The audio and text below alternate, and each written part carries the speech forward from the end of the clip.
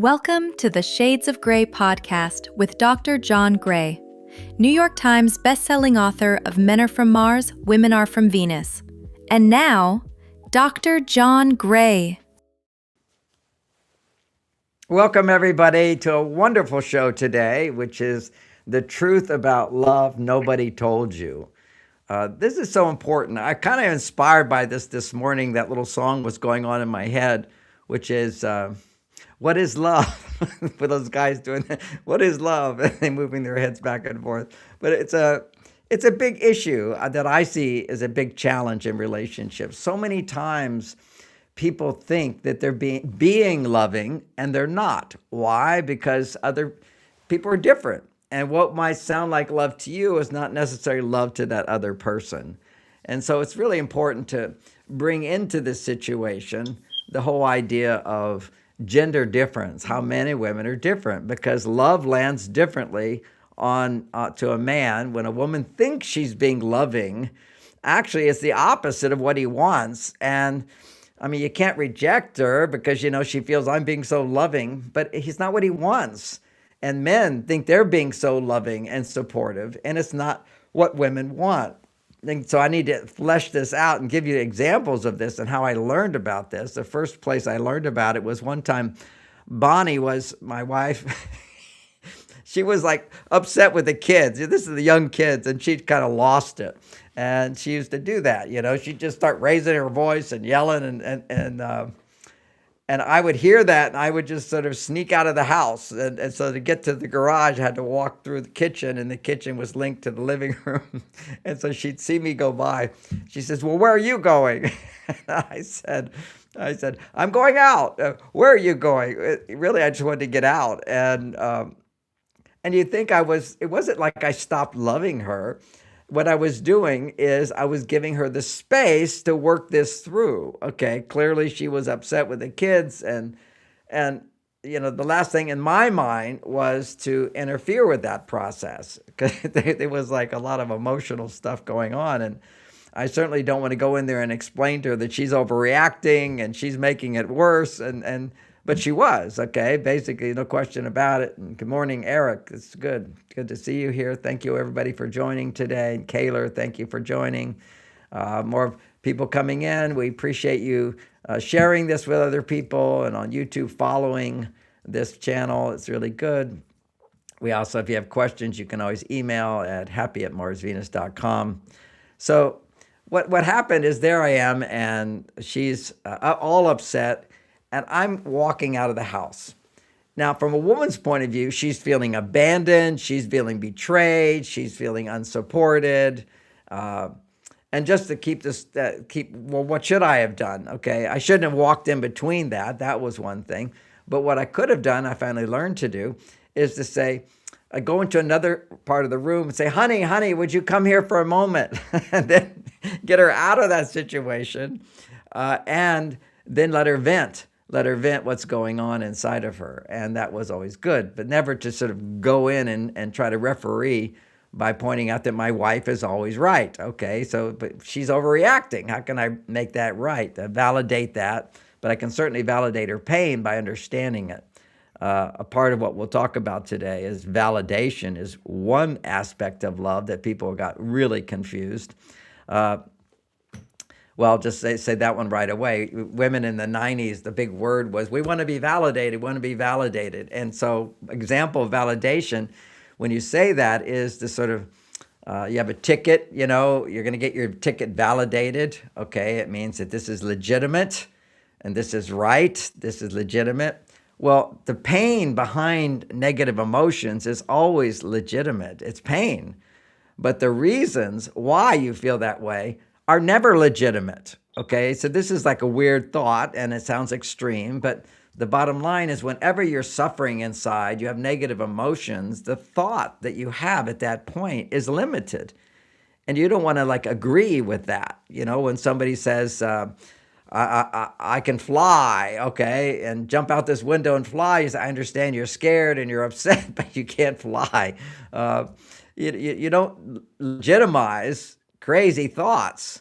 Now, here's simple examples of that. I mean, there's a whole range of these, but one of the examples of that is my daughter, it was so clear, she had this thing, which is that we go to restaurants and she was that waiter doesn't like me.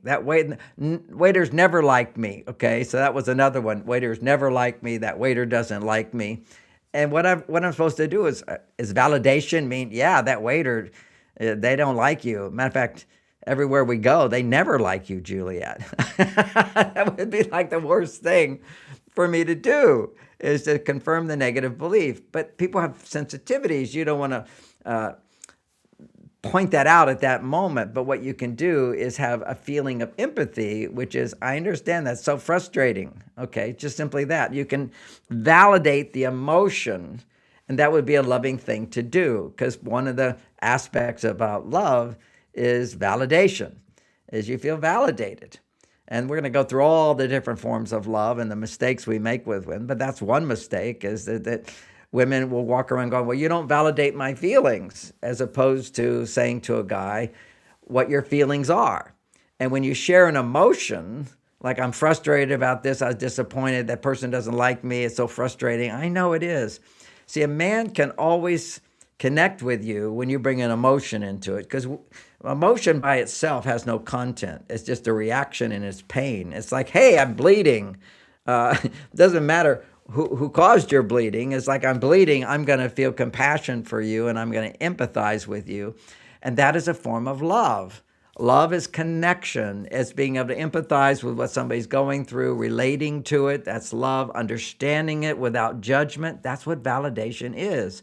Understanding pain. Part of an advanced technique for women in terms of communication skills with men is to recognize that for a man to truly connect with you, you have to share if it's negative. If it's happy, it's easy for guys to connect with it. They can feel your happiness.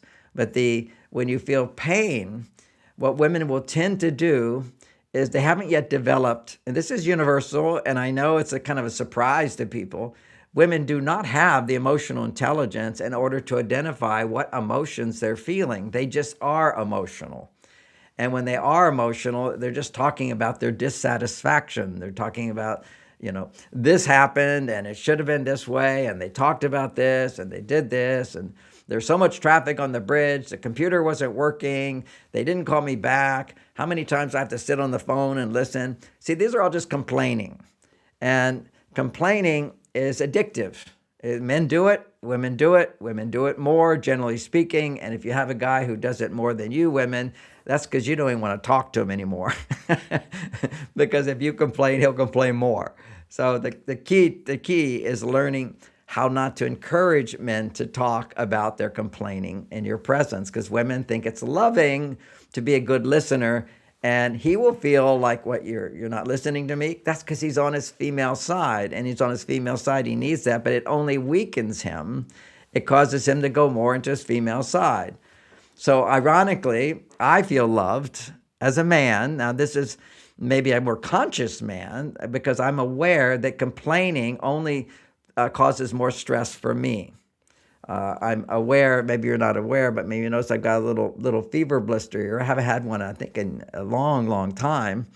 But it was like something was changed in my life. It was very stressful, and I started complaining. And even mentally, I found, I didn't even say it out loud, but I was like feeling, I was complaining about something. And it was trivial, but it was annoying to me. Recently, my wife decided to babysit two other dogs. We have a dog, babysit two other dogs. So this kind of like my house is a kennel, and there's messes everywhere, and it seems to land on me to do everything. And I didn't choose to do this, although I'm not against my wife babysitting some other dogs. Because if you babysit other people's dogs, they'll babysit your dogs when you're traveling, rather than spending $100 a day to try to house your dog. Or two dogs. Well, one dog. But now, after we got these two other dogs to babysit, my wife decided she wanted two more dogs, little dogs. So she picked it out. She did it. She got them. And so now I've got 5 dogs pooping in my den area and having to walk them. And it sort of all landed on me. And normally, these are really not a big deal. But a part of me, when the smell got to me, and I felt like I didn't really choose any of this, I started to feel resentful, which is very rare for me because I'm on my male side. If you're actually on your male side, you can't feel resentment. It's only when you go to your female side where you're emotional and you feel the pain of not being seen or heard or appreciated or supported, of not being loved. So then you start to feel resentful. And at any time, it's such a foreign concept for me to even feel that. But with women, it's so common. And with men, the men today are more on their female side than ever before, so they will feel resentful. What it is, they'll start keeping score. They go, "Oh, well, I'm doing this, and you're not doing this, and I didn't choose this, and you're not really appreciating me for all that I do." Usually, men will just shut down and not feel anything, and just feel more passive. That's what happens for us. It's kind of like if you go to a job and they don't really acknowledge you, they don't pay you, they don't give you opportunities. You just don't have the energy and enthusiasm that you would normally have, as if you were being well paid and you had enough freedom to make decisions. These are all forms of love. And appreciation, acknowledgement, this is love. We can't just think love is just romantic. Love is what runs the workplace, basically, not just our own personal lives. Love is raving fans. I mean, you guys are listening to me, you're sharing this with other people. I feel loved, that's for sure, because appreciation is a form of love. And taking action, to help other people, this is a form of love, it's action. And for men particularly, they feel love. When they're as a result, they do something and it's appreciated, then that opens his heart. It's interesting today, we're going to explore how men and women are different, is that men don't have access to love like women do. We create and we generally feel love when we set a goal, and our goal is to help somebody. And then as we help them and they appreciate us, then we will mirror that and we will appreciate them back. We will feel love for them. Men are more mirrors, whereas women mirror as well, but women are the source of love. The female side of us, when it's not stress, is love. And we want to define what that love is because it has many flavors. But anyway, back to the story that I started out with, because I don't always finish stories. People get a little frustrated. You could always write to me, "Would you finish that story?" But what happened is I had this conversation, which she said to me, "How can you leave at a time like this?" And in my mind, I'll tell you the conversation I had, and I might have had this with her. This is literally, 40 years ago that I'm trying to remember this story. But it was kind of a conversation like this. It won't be 100% accurate, but the bottom line was, "Honey, I'm just giving you the space to handle this. I'm not going to interfere with it. I love you. I have no problem with you. I accept you as you are." And I felt loving. Just let her do her own thing. I'm not going to interfere. I'm not going to be critical. I'm not going to take her side or the other person's side. Let her work it out. She's an adult. She can handle this. So not interfering. And when a man doesn't interfere, what he's giving you is acceptance. I accept you. I trust you to handle it. And I appreciate that I don't have to handle it. Now just think about that. Now, these are three powerful forms of love. You're arguing with your kid. I trust that you can handle it. That's powerful. I accept that you're not being very nice to the kids today. I disagree with your way of approaching it, but I'm very excited. I'm accepting of that. Thanks for coming in from Dallas, Texas. So I'm accepting of that. No judgment, okay? So, and that's just the way it is. So I'm trusting you can handle it. I'm accepting that you have your way of dealing with it. I'm not going to interfere with it unless you ask for my help. And then the third one is, and I appreciate, now why do I appreciate as I'm leaving the house? And I appreciate that you're doing this and I don't have to do it, okay? So you do so much, I don't have to do it. Well, that did not make her feel loved at all. Yet for me, as a man, the most important forms of love is trust that I can handle stuff. So don't give me advice. Don't give me unsolicited advice. Don't try to improve me. Accept me just as I am. And what I do, for you and for our life, appreciate me for it. Appreciate that you don't have to do that. So I'm so glad, you should appreciate me. I'm so glad I don't have to do the stuff that you do. You empty the trash, you carry the heavy loads, you deal with the dirty stuff, you clean up, you take the dogs on the walks, you talk to the lawyer, you when the phones aren't working, internet's not working, you'll spend hours trying to fix it. When the pool cleaner is broken, you'll go out there and do it. When the pool gets green, you're the one who goes out and handles it. When the city says you've got to do trims on the property, you're going to deal with that. I mean, there's so many things that men deal with according to emergencies that come up and problems that come up. And my wife can just go, you deal with that. You deal with that. And so then I feel she appreciates me for that. If she does, if she was to go, I'm so grateful I don't have to do that. I know that one of my clients, she doesn't appreciate her husband who does all the books, all the financial books. She makes the money. Well, I make the money, and he does all the books. Well, that was kind of like what I realized was going on in my marriage before Bonnie died, is she always handled all the books and paid all the bills and all that. And because I didn't know what it takes to do that, I didn't really have all this appreciation for it. But when she passed and I had to do that and what I'm doing, oh my gosh, I have so much more appreciation for her because I realize how comfortable she made my life.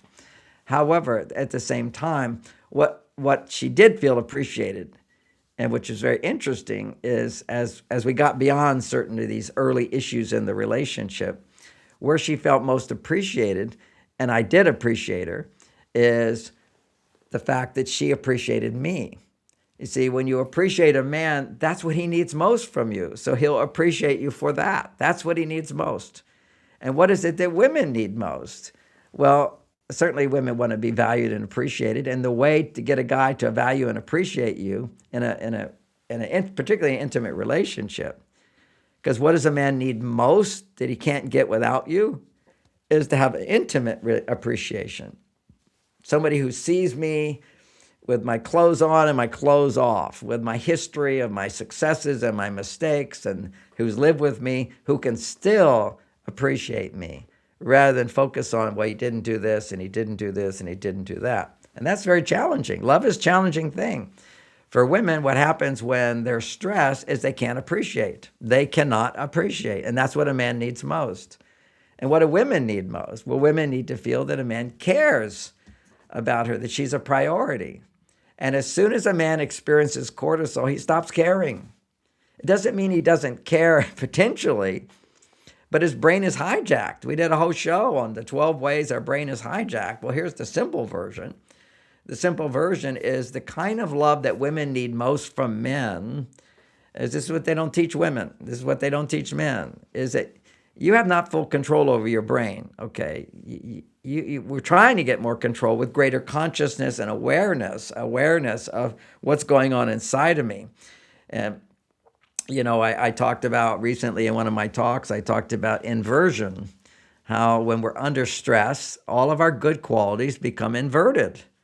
There's an automatic inversion of what happens. So if I am feeling generous, that's one of the ones I'll relate to right away. I'm to think, I am a really generous person. But when I'm stressed, all generosity is gone. I'll withhold my love. I shut down completely. So I have to get out of stress, and I have to not buy into my thoughts at that time when I'm stressed.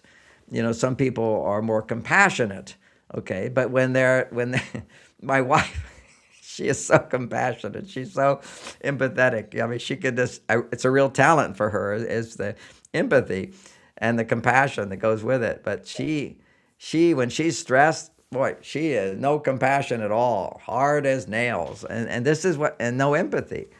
So what happens is we all have what often is called our shadow. It's the shadow of when light is on me, there's also the other side of me, which happens when the light goes off, and that is the shadow. Okay, this is this part that follows us around. It doesn't really exist. It only exists as a symptom of us not being connected to our blessings, our superpowers, our ability to love. And generosity is one form of love, and a lot of lessons come with generosity, which is don't be overly generous to the point where you're suffering and you're not getting what you need.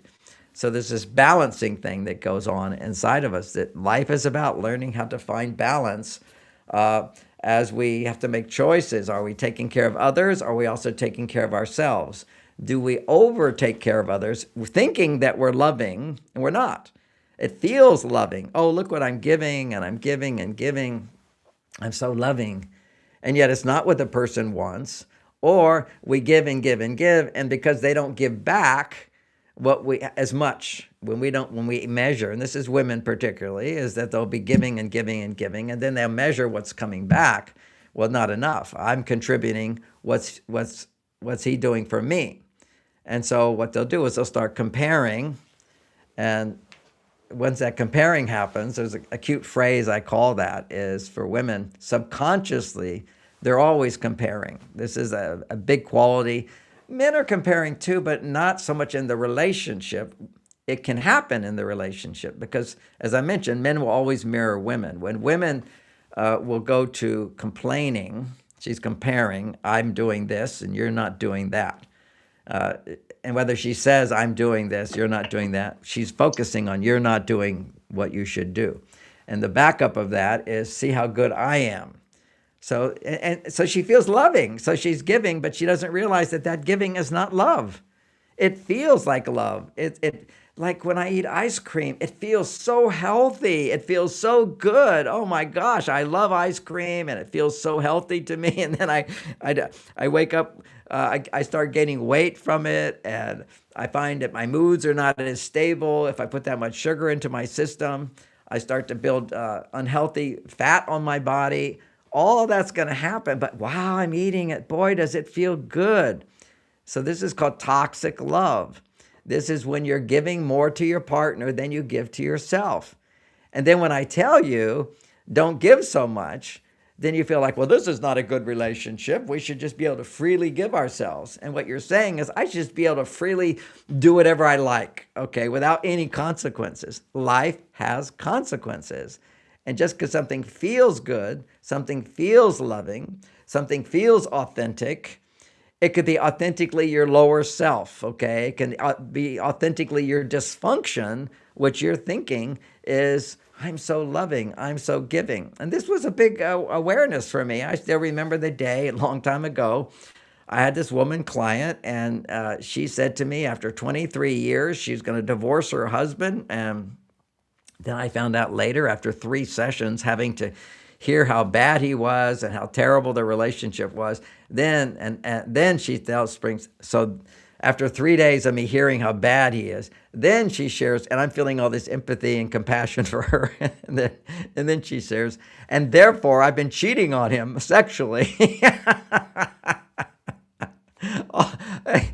It's like she has nothing to do with it, and that always the problems are over there, and so therefore she's cheating on him sexually. I kind of go, whether a man or a woman is cheating on the other person, that's betrayal, and that hurts. And whether you know it or not, energetically, the energy that you need to be putting into the relationship is going somewhere else, and they will cause stress reactions in your partner, and they'll feel kind of crazy because things will look worse than they really are because they don't see why it's worse than it really is that I'm putting money into the love bank and it's going to somebody else and not back to me.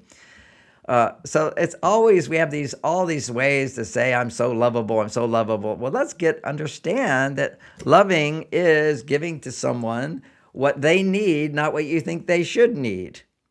Okay, another woman is basically always, secretly harboring resentment towards her partner because he doesn't take care of himself, and she does. Look, I go to the gym, and I go to this class, and I go to this class, and I'm doing all these things for myself to be healthy and look good and whatever, and he's not doing it.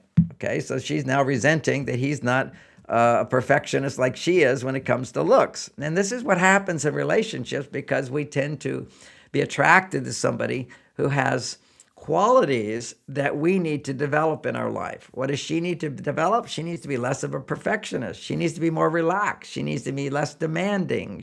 Demanding of herself and demanding of others. And he, on the other hand, needs to be a little bit more demanding on himself and be more responsible for himself and have higher expectations for himself.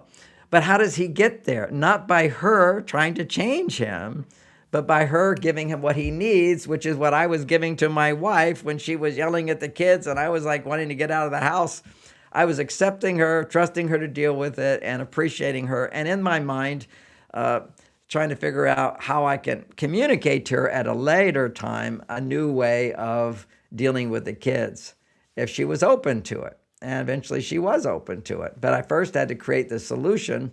And the solution was when she was like in the middle of it, I would go into another room and I'd call her in and basically it's kind of a ruse and just say, I need your help right now, so she could get her out of that situation, because it would be embarrassing, humiliating for me to come in and take her side or push down the child who was only fighting back. So we're looking at, what is love? And nobody's really explained it to us. And as a man, let me say that thank you so much for reposting this. Appreciate it. As a man, what I need most in terms of love, and this is just simply the Cliff Notes, okay? Try to make it simple. Messages that accept me as I am and appreciate me.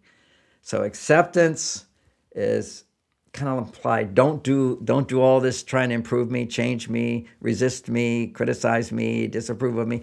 Keep that and handle it on your own. Give me just accept me as I am. Don't try to fix me, change me, whatever. And women, you can relate to this. You're saying it all the time. You don't want Mr. Fix-It to come along and tell you how to change your feelings. Well, don't you become Miss Fix-It and try to, improve me. I call it the Home Improvement Committee. She just wants to make everything better. And I'm experiencing it right now with my wife, which is, I told you that our house has a bit messy. I'm a bit messy person, and Bonnie was always sort of cleaning up everything and resenting a little bit until she began to find balance and appreciate what I did offer, and also to be specific about asking for help. Then it worked out great.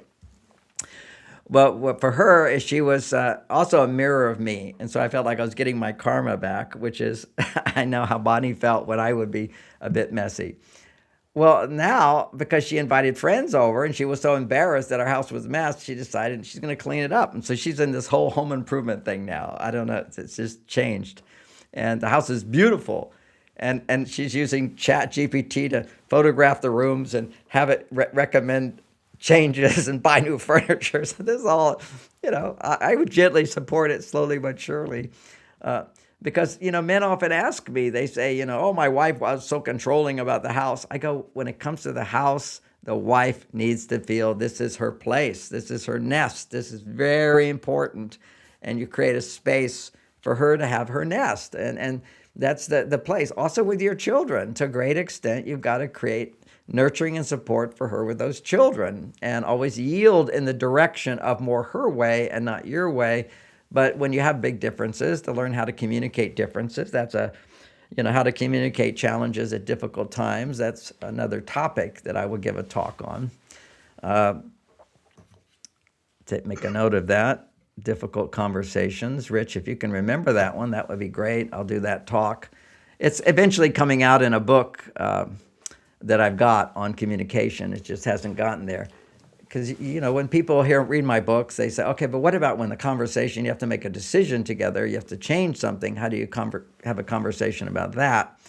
And again, you do it lovingly, all right? So it's in the context of love today, which is, what is love? Well, for a man, love is accepting him, appreciating him, and trusting he's doing his best. Hoda, thank you so much. Oh, from Egypt. So nice to see you, Hoda. Hoda's delightful. One of our Mars Venus coaches. Now, what we're going to do here is look at the flip side, which is, and think about this, is that women, when you trust a man, what is the reaction he's going to have towards you? I want to empower women to realize, how can you get what you need from a man? He doesn't know what you need, and you don't know what he needs. So I'm explaining to you, and now I'm going to explain to the men, but also to the women, how to get what you need. Okay, so it's not just, and that will also explain to men how they can get what they need. Because anytime a man provides what a woman needs, he automatically gets what he needs. Okay. Somebody says, please tell us how to deal with men going through low testosterone. Sometimes it's hard to apply all these teachings when they're just so difficult. Yes. The whole thing here is dealing with men with low testosterone means he doesn't know how to provide the support you need. Because when a man can provide the support you need, automatically you will give him the support he needs to raise his testosterone. For those of you that don't know about hormone differences, testosterone opens a man's heart, and he feels his love as his testosterone goes up as feeling successful in providing for the woman he cares about or his children that he cares about. When his testosterone goes up to give to the women he cares about, he's bonded with sexually. That's what increases it. He bonds with her sexually, and he feels successful in providing for her. That automatically increases his testosterone. Only from the point of view of taking it higher. This is the challenge to the question here, is that my partner has low testosterone, so it makes him needy, argumentative, passive, focused on the negative. All the negative qualities women have when they're stressed, men have too, when their estrogen levels are going higher. So what happens there is there's two aspects to men's testosterone. One is he has to be able to make it in his work separate from the family, for the partner, or for the future partner. It's always he has to be having his own goals. I can first take care of myself. And this is why work is so important. It has nothing to do with your wife or your children or your family, but it's something you do and you feel complete control over it, that you can feel successful without depending upon your partner's mood. Because you're never going to have a woman who's giving you love all the time. That's a part of me being loving, is to understand my wife and understand women, is they can't be loving all the time. They become hijacked by stress. They become hijacked by hormonal changes and imbalances in their body that are predictable.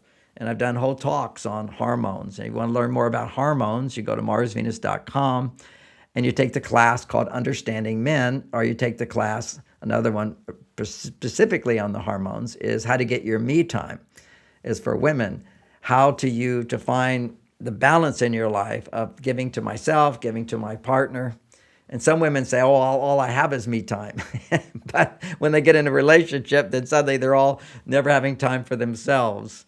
And this is the stress. How to bring back your female side, how to reconnect with your female side, is understanding your hormones. At different times of the month, you have different types of needs.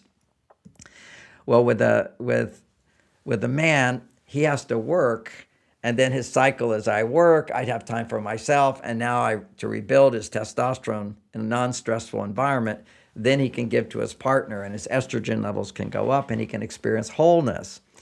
This is the new thing for women, which is they need a man's love in order to experience balance. See, the balance is the key thing for women.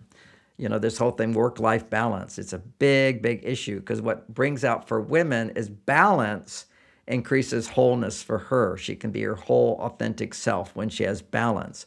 Men can be their whole authentic self as he's able to go through the cycle of feeling good without depending on a woman at all, and then taking care of himself to rebuild his testosterone, doing challenging things, problem-solving things that don't have stress involved, that will rebuild his testosterone. Then he finds his wholeness through connecting with a female. And what that wholeness means, through loving her, it activates the genes inside of a man, which we can call female genes, that all get suppressed in the womb. Males come into the world with all the genes that women have, and then 23 genes that come from the Y chromosome that women don't have. And those genes override his female genes. And it's through connecting with a woman and feeling her love that he can experience this wholeness of his masculine and feminine side. He's able to find that balance as well. Well, women already have all those genes, but it's very hard to balance them because they're opposites. You've got your male side and your female side. So when a man holds the space of the male side, providing safety and security for you, then you can go over to your female side while you're also connected to him, providing that male energy. So you can be on your male side and your female side through connecting with him. But when he's on his female side, you can't get anything out of him. It's terrible. That's why the question came up, which is, what do you do when his testosterone's low? So you can't do it for him, but what you can do is help. And the way you help is by stop actively helping. Back off. He's got to do it himself. Just know that's his thing. That's his, last week or 2 days ago, I talked about transformation. And if you look at the worm that becomes the butterfly, always in life, progress happens through part of it is suffering. You have the little worm, it builds the cocoon around it, it's ready to turn into the butterfly and fly and go to a higher level. It's going to struggle. And if you cut the cocoon open so it doesn't have to struggle and it can just come out, no struggle, then the muscles are too weak in the arms and it can't fly and it will die. So this is like life always has some suffering. So I was talking about, the whole dance of life is we do some suffering, we get through it, and we learn a lesson, and now that suffering becomes much less, and then we get more challenges. Life is always going to have challenges, but the bigger they get, the easier it is to deal with them because we're growing stronger. There's an old saying, God doesn't give you anything that you can't deal with, that you can't handle, and you handle it. And part of having to handle it, by the way, is recognizing there are people in your life that can help you handle it. There's a saying that's a Christian saying that I remember was wonderful in some Christian book, and it was the man who says, he's living in Malibu, and there's a big flood, let's say, and the big flood is coming, and with the flood coming, what was it? I'm trying to remember the story, how it goes. It's a great story.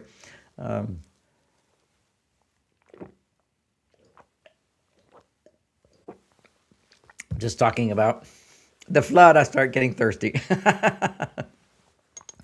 So when the flood is coming, the announcement comes that says everybody should leave. So the announcement came. The danger is there. Do something about it. He says, oh, I believe in God. God will save me. And then the flood starts building up, and the people are coming by and warning him again, and he doesn't listen. God will save me. And then the water gets higher and higher, and now it's flooding, and he's on the roof of the house, and people come by with a boat and say, come on, get in the boat. We'll save you. And he says, God will save me. God will save me. And then finally, no boats are around, and the helicopter comes to save him. And he says, nope, I can do it. God will save me. God will save me. So he drowns. And then after he drowns, he goes to heaven and says, God, what did you do? So God said, I sent you the news. I sent you the boat. I sent you the helicopter. What's wrong with you? Go back down and learn that lesson again. We're a partnership. I'm not going to do everything for you. And that's so important. I always look at life and we hold back from being our true selves. We're waiting for someone to do it all for us as opposed to taking one step. Just take that one step. Set your intention and take one step, and then take another step, and then take another step. And that's all you need to do. The universe will provide. God will provide. However you want to look at it. The help will come. God's angels will come to you. But you have to put yourself out there. You have to take, in a sense, you take the risk. You step out of your comfort zone. And stepping out of your comfort zone is also a form of loving yourself, okay? Trusting yourself. And so a big part of love is learning to love your partner, but also learning to love yourself. And ultimately it comes down to when you're feeling not good enough or unworthy, you come in with forgiveness and you feel that, well, you're not good enough to save the whole world, but you can do this one thing today, and that's good enough. I love you for that, and you are enough. And what we tend to do is look at the failures in our life, and we tend to feel we're unworthy and hold on to that feeling. And then we tend to attract situations in our life to confirm that or focus on those things. That's called not taking things personally. Let's say there's a part of all of us deep down inside that feels unworthy. Every time you feel like you failed in some way, the reaction deep inside is, well, I wasn't good enough, I don't deserve to be paid. And that's a good thing, by the way. If I just realized if I'm a plumber and I go into somebody's house and I spend 6 hours fixing something and nothing gets fixed, I don't want to get paid. Basically, I didn't do my job. Now, there was one time where I gave a talk, and there was a person who was really upset at my talk, okay? Because there's, back in the day, there's always, even today, there's people who hate me and think I'm a sexist and this is horrible information. And so I gave a talk, and there was this one person who made a big stink about some comment I made, some little comment in the midst of a wonderful thing. And they said, well, we think you should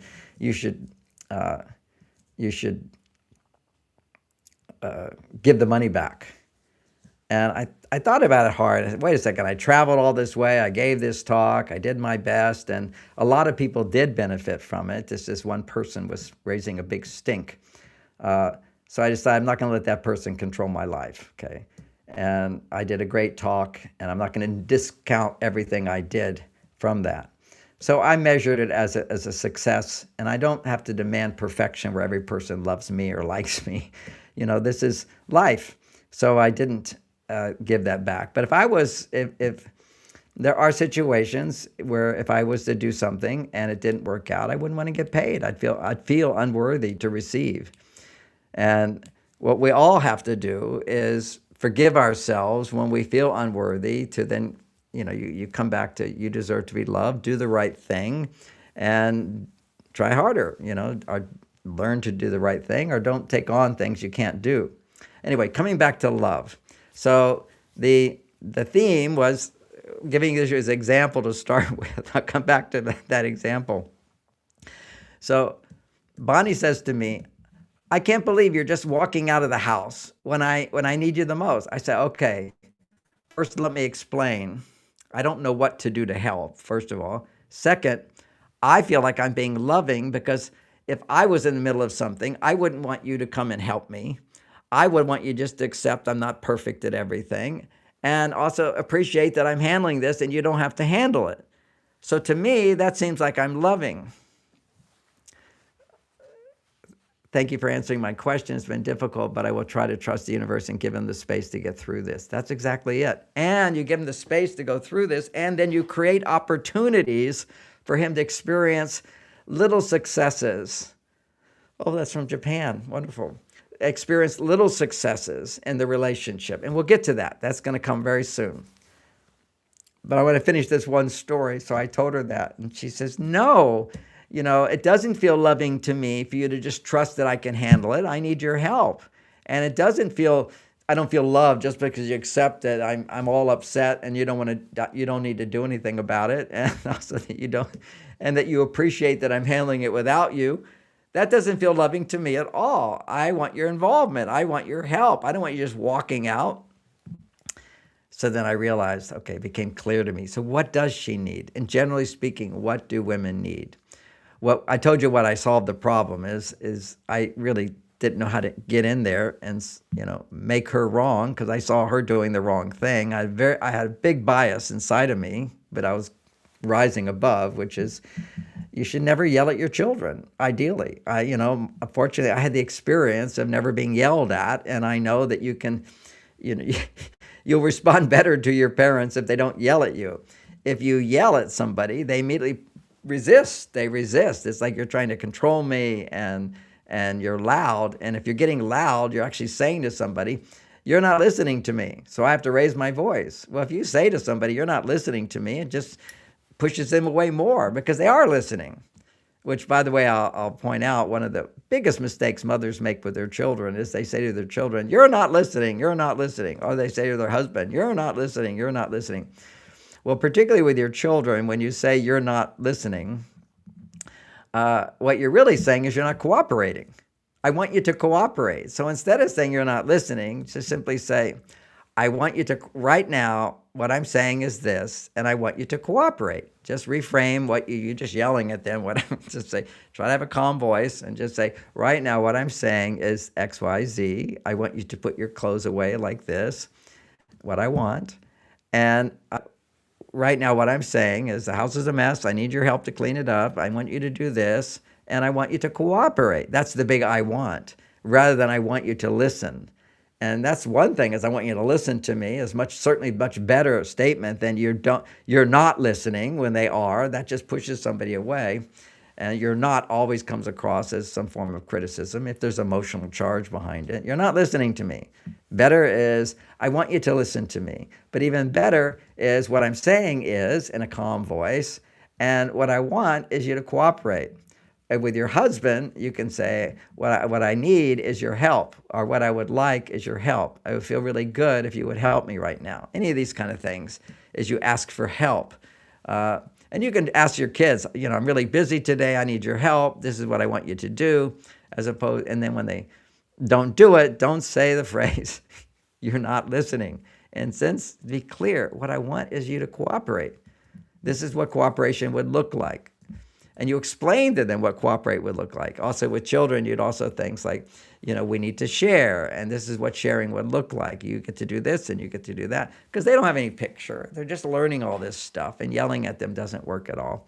But having said all that, what Bonnie needed and what I learned about women, and listening to women for 40 years, what I know over and over is they need messages that say, I care. That you're important to me, that you're significant to me, that I'm here for you, that I'm available to you. All of those things I just said are messages to say, I care. And for men to understand this, I want you to understand, this is a great example. At one point in my life, I was making lots of money and I was like showing off.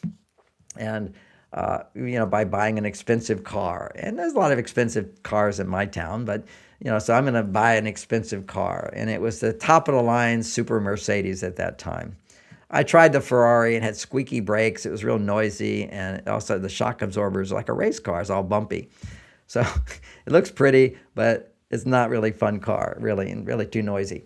But I got a really nice high-end Mercedes-Benz at the time, luxury car. And I remember Lauren was just a little girl, and I went to the video store. We used to go and get videos, parked the car, went in for 5 minutes, came back out with the video. And somebody had taken a key and had keyed the whole side of the car. Clearly they saw me having wealth and they were mad at me. They felt injustice that they're not having it. So they keyed the car, and it cost $2,000 to have that repaired. I think this is so stupid. This is ridiculous. And I'm not going to drive this car anyway. This is my opinion. This is not other people. I'm not going to drive this car in a place where people would feel resentful that I have more. And this is why good manners was never to put it in people's face that you have more than them. And this is what's going on, which is causing so much resentment, so much hate online, because people are just showing off, fake. And then other people are like believing all that they're happy because of those things. And then they feel unhappy and they're mad that those people are happy, when the truth is material success really doesn't make you happy. And I know you can't hear that if you don't have material success.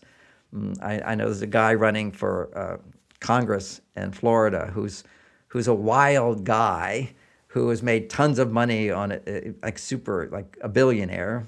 And he's been very promiscuous life, and now he realizes it's empty.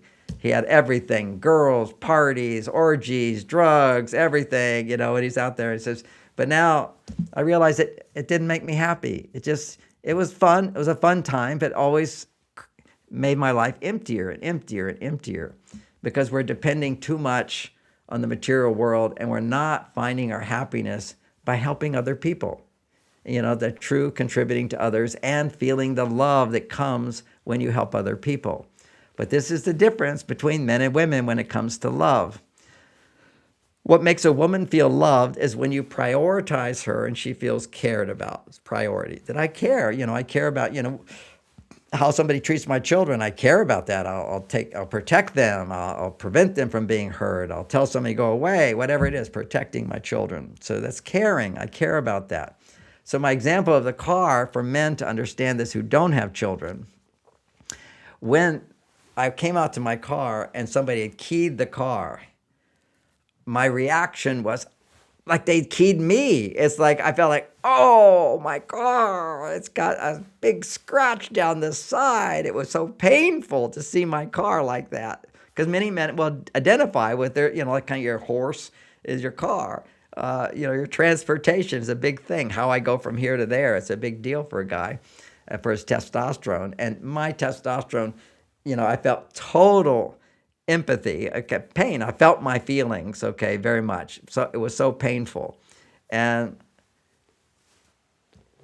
this is what Kim says as she's drinking to me a toast. She goes, "Do you think a man that was in jail deserves a second chance at love and relationship? He's showing me that he's changed and I feel he's worth it." Absolutely. We all deserve a second chance. You just need to make sure that you're testing it out, that it's working.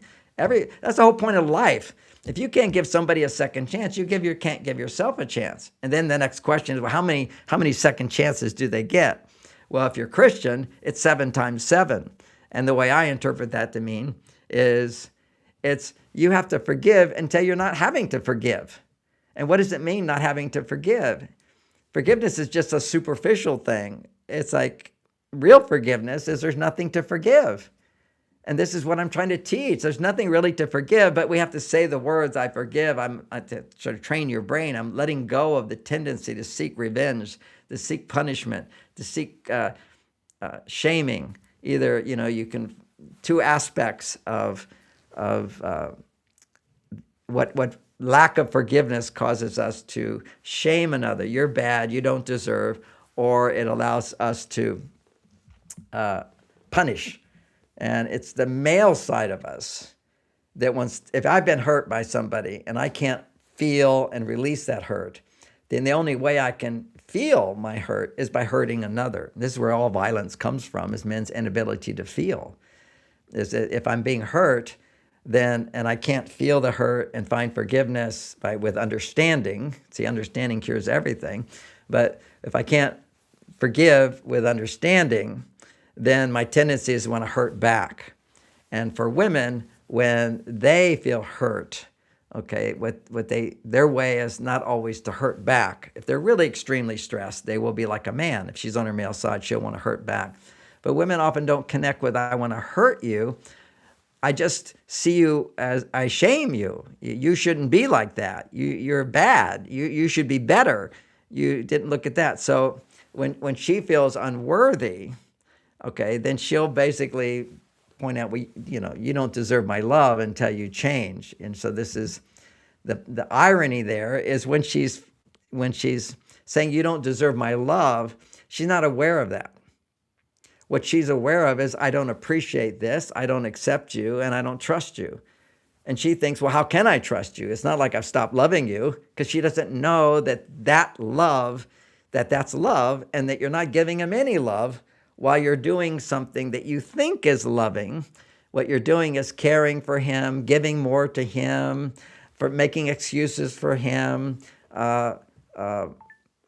doing what he would like, compromising, holding back from expressing your negative feelings. See, women think they're being so loving by walking around with all this resentment and anger towards their partner, or feeling hurt by their partner, or feeling judgmental of their partner. But on the surface, I'm all nice and loving. See, I'm doing the right things. And it's just, I'm not in the mood for sex.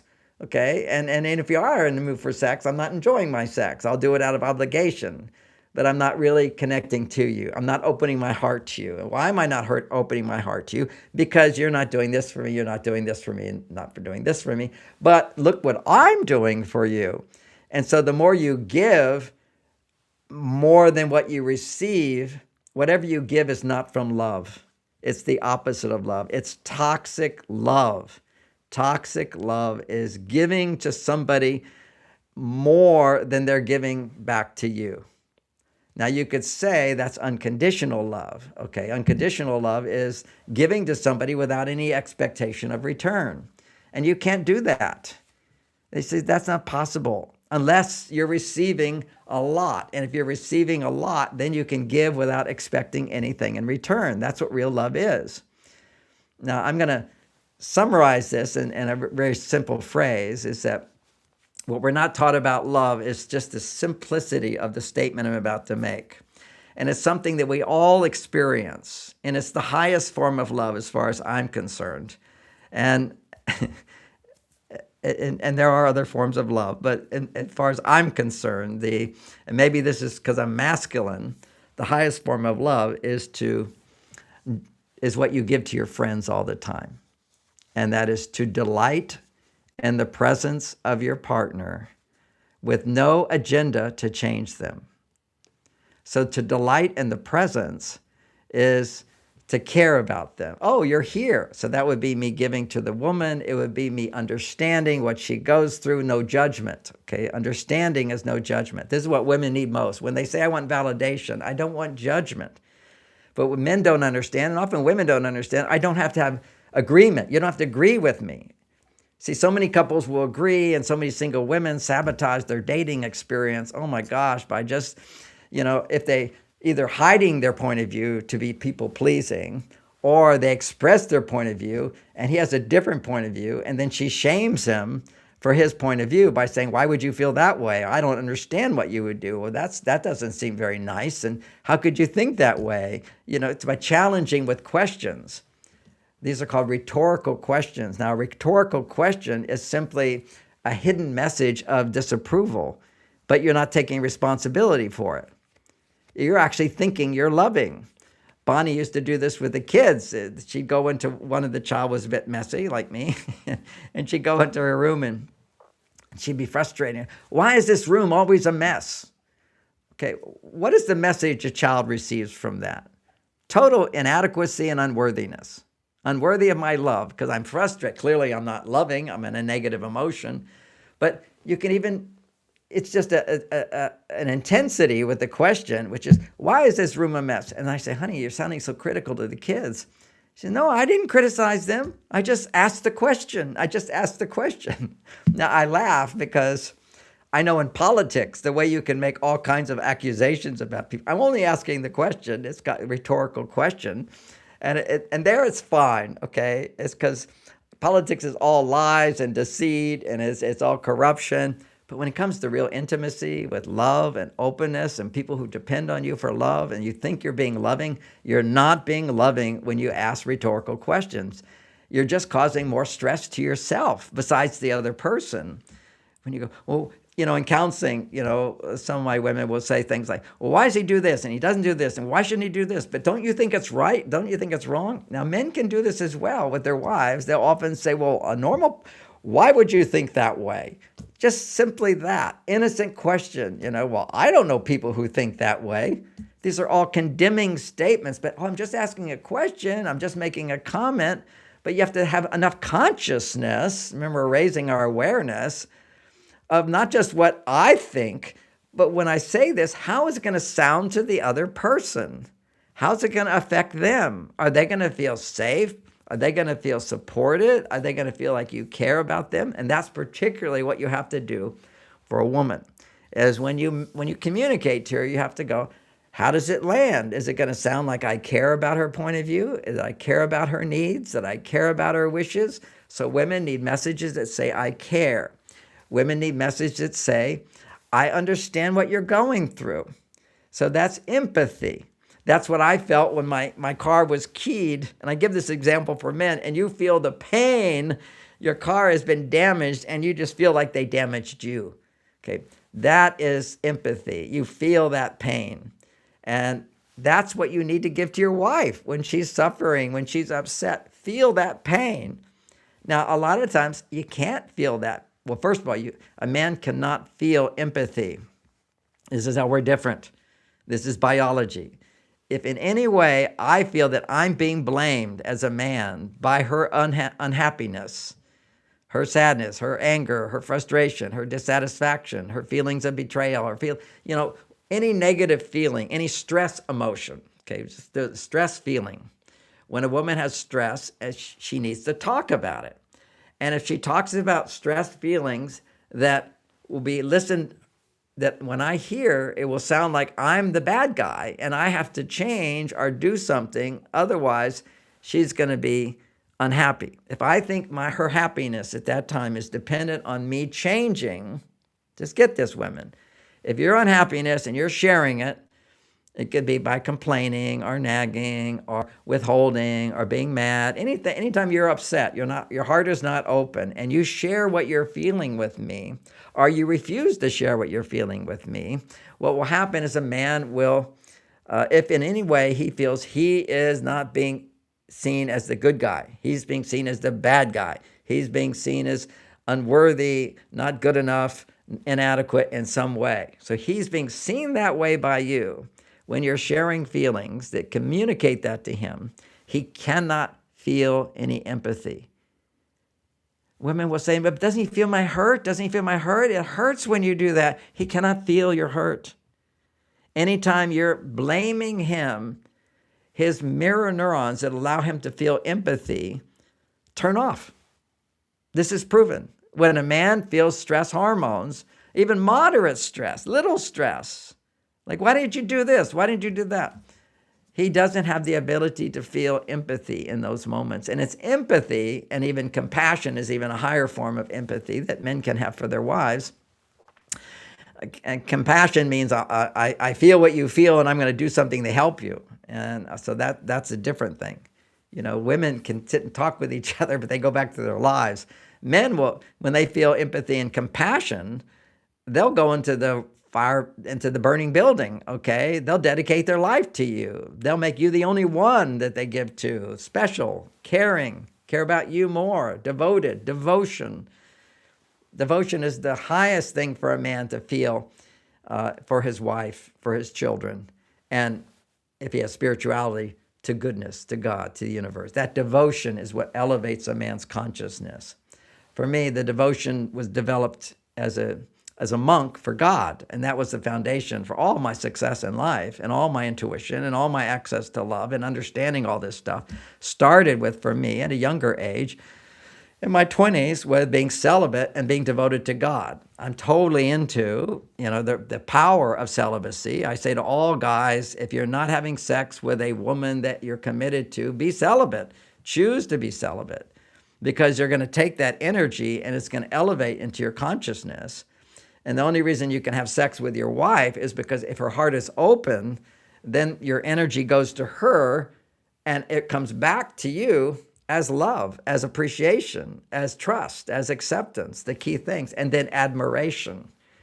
See, that's the key thing for men, is admiration. It's where it gets a little confused, is when people think men need respect. If you look, another definition of respect is appreciation and admiration. What men really need from women is admiration. Admire what somebody has done is really important to him. But the word respect implies that, but that's not really what respect means. Respect is a verb. It's how you treat somebody. Do you treat someone with respect? And by the way, for women, if you want to be treated with respect, you have to, this is what you, quote, have to do, is respect yourself. You can't just allow somebody to mistreat you. What you do is you learn how to prevent, not only mistreat you, that's the negative side of it. There's also, to respect yourself is to recognize I need help and ask for it, as opposed to I need help and you're not helping me, so I'm going to do it all myself. That's respecting yourself, but it's not a form of love if you're not also taking the opportunities that exist for you to come back to your female side. Because you come back to your female side. Remember, you can balance your masculine and feminine side when you're allowing somebody to do something for you, so that you can then do things for them. When you give your love, you're giving from a place of your male side. Giving is your male side, and receiving is your female side. And so when you're receiving, your hormones go into balance, you access your soul, positive energy flows through you, you're charged up with an abundance, like your glass is full. Now you can overflow. And that's where you can give the love that a man needs most, is to appreciate what he does to help you get to that place of fullness. But once again, to love a man in an intimate relationship, it can never happen if you don't also love yourself and you have other people that love you. Ideally, you have a sense of a higher purpose or personal development, a place where you're learning and growing, you're appreciating wisdom and truth. This is the whole process of life. Once you have a sense of self, how am I contributing to the world? That's very important. If you feel I have no contribution. Now, my wife is feeling so happy because she recognizes how she contributes to my life and to our income. Okay, so she's, learning how to, be more involved in my work and so forth. This is, Bonnie always did that, and she was proud of herself for she was contributing. What I regret, if I go back to, married for Bonnie for 34 years, is that what I learned after she died is how much more I appreciate all that she did.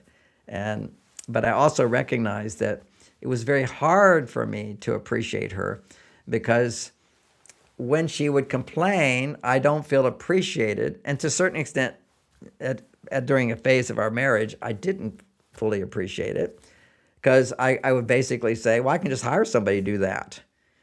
And so then that did not make her feel appreciated at all because she was doing these things. And so I got beyond that. But I now, with the greater awareness of even taking care of the books and handling all of that, what a wonderful partnership it was. In a sense, she was doing the jobs I don't want to do. And that's just the perfect, as far as I'm concerned, perfect relationship. But where I failed, eventually succeeded, but where I failed is in not becoming more conscious of all that she did. And the only way I could have been more conscious, and this is what I'm teaching now for people, is the way a man can be more conscious of all that you do that you don't feel appreciated for. Instead of complaining, I don't feel appreciated, instead, do the 10-finger ask. You put up your hands, 10 fingers. That means I'm going to talk for 10 minutes and share all that you do. Take time to share your frustrations, the disappointments you have, and how grateful you are to the support he has. You always end it. You share your frustrations and disappointments in your life, what's happening that's not blaming him, so then he can fully hear you. Because I'm telling you, this is like the most amazing thing that I discovered when I was writing this book for women only, Men Are From Mars, Women Are From Venus, for women only, the new book that gives women all the empowerment skills to get what you want from a man, even when he doesn't read the book. This is like for you. And if he does read the book, that's a good idea too. But people say, well, what books do you have for men, besides reading this? Well, Beyond Mars and Venus is a great book, Beyond Mars and Venus. It's written to both men and women. Then there's, of course, the classic Men Are From Mars, Women Are From Venus. Everybody should read, and then see what you relate to in there, and then see how it doesn't always fit your life. And the reason it doesn't fit your life is because women think they're from Mars, okay? They're way on their male side. But it does give you understanding of the way men think and the way women think and so forth in so many different ways. But you need to update that information by recognizing we have new challenges in our life. And that was the book Beyond Mars and Venus. Beyond Mars and Venus says that we're beyond the traditional roles of men and women. And so now we have a whole new set of problems. It doesn't mean that now men are like women and women are like men. It's that men are behaving. Their hormones are going to their female side, and that's a state of imbalance. We're all out of balance. And when you're out of balance, there's an inversion, which is what I was explaining. All your loving qualities, whether they're generosity, whether they're compassion, whether it's kindness, whether it's wisdom, whether it's, these are all virtues that we have, that we come in with, and some have more of one, some have more of the other, and so forth. I think the show I just did before this, I went into all those higher self qualities. I'll read them through in this context. Is patience, persistence, tolerance, flexibility, faith, confidence, courage, self-sufficiency, integrity, ethics, humility, duty, love, support, responsibility, accountability, compassion, kindness, wisdom, equanimity, gratitude, joy, generosity, and service. This is my whole thing. One day I'll write this book. It's called Life Lessons. It's comprehensive. It's huge. Okay, it's 84 different aspects of dealing with our suffering in our life. And I was inspired by this, by a little story I heard in Buddhism, in studying Buddhism. And the man came to Buddha and said, you say life is suffering. Is there anything, and you say these problems are inevitable, because Buddha had said there's 84 problems. You come onto this planet, there's 84 sufferings that are inevitable, okay? Or challenges, we could look at it that way too. But he also, a big message he had was life is suffering. But when you recognize you're suffering, then you can get out of your suffering. But you first have to be aware, I'm suffering. And I translate that into English. And basically, folks, you have to be aware of the emotional pain that you're suppressing. Because it's when we suppress, what we're doing is we're resisting ourselves. The emotional reaction is who I am right here in this moment. And when you suppress that, you're resisting that instead of embracing it and transforming that. So anyway, so we get done big talks on suffering and so forth. But the higher self qualities are all aspects of who we are. And some of us are more of that than others. And we have life lessons that challenge that ability. A life lesson that challenges, for example, the part of you, let's say you come in, you're a very patient person, and that's one of your highest qualities. But then when stress happens, you become the inverted version. You become the inversion of patience, which is you become you become frustrated, you become demanding, life becomes boring. You often go into denial of what you really, really want and start wanting what is easy and quick. And you will create in your life, when your lesson to learn is how to sustain your gift, which is patience and persistence, is life will give you a lot of delays. You'll experience problems in your life, it's always a delay. You'll find yourself, when I'm needing to develop my qualities of patience, then I will be in the grocery store and there's 3 lines and I will pick the slowest line, forcing me to find the part of me, which is to learn how to gracefully be patient and so forth. And then what our message is and how to use the Mars-Venus app to help you do this is to then process your emotions. It's like, be aware that, okay, I'm feeling frustrated and then I'm feeling disappointed. And you're kind of going like, well, it's not that big of a disappointment that I'm feeling. Well, if you're feeling suffering from if you're feeling agitated or stressed from being in the wrong line, darn, or maybe you're blaming yourself, I should have picked that one. We all have our different ways of how we react to stress. We need to love ourselves. And part of loving ourselves this is the key that's missing for so many people. I said, this is what people don't tell you, is that when you're a loving person at times of stress, you become the inverted to that. And when that inversion happens, the way you come back into balance is to become aware of what is inside of you that's resisting or avoiding what you want. Okay, avoiding, you want to be intimate, but I'm not going to be intimate. This is the thing we go into, but it's resistance. And resistance is experienced and healed by becoming aware of these 12 basic negative emotions, depending upon how stressed you are. When you're feeling moderately stressed, the negative emotions that will heal that is an awareness of what you're frustrated about, what you're disappointed about, what your worries are, concerns, and also what you're embarrassed about. When you're feeling cortisol, that's more adrenaline. When you're feeling cortisol, which is higher stress, is you're feeling, even though you're not in danger, your body thinks you are. And that's the gift of understanding hormonal balance and how love can bring our hormones into balance. Is when our hormones are out of balance, when a woman's testosterone goes higher because she's doing a male job and she's not getting the love and support she needs in a relationship or in her personal life. It doesn't always have to be your relationship with a man. It can be your personal life where you're getting the support to come back to your female side. When it's just that a man allows you to experience this higher level of balance where you can, in the moment, you can be fully feminine and be connected to your male side through making love, through being in a relationship, through the division of labor, where you can get a guy to do things for you so you don't have to do it all. But when women feel they have to do it all, then they're way on their male side, and it's hard to find that balance. So a man can be really helpful in finding the balance at the highest level, but you can still find balance with your friends and getting your different needs met and so forth. There's other ways to do it, and one of the ways to go into detail on that is in my book, How to Get What You Want What You Have. I talk about all these things about finding balance and so forth. But, it's the relationship between a man and woman is so rewarding because it is supporting of the production of babies and the planet, creating love in the planet. Because truly, to find unconditional love, you have to have children or pets. Okay, I know what people will replace that need, but to have your own children that you're responsible for, they become extensions of you, and yet they're not you. They're extensions of you. So you're able to give this unconditional love to them that you would learn to give to yourself. You give to yourself love, now you can overflow into your children.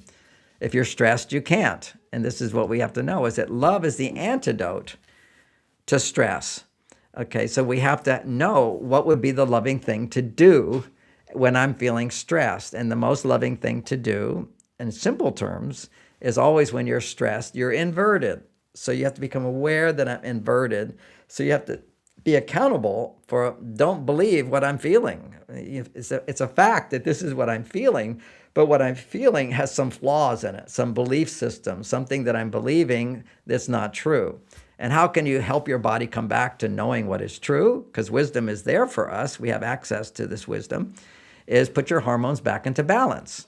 And so you recognize that, okay, it's up to me to do that. And then it's up to me to find ways to do that. And I know how to do that.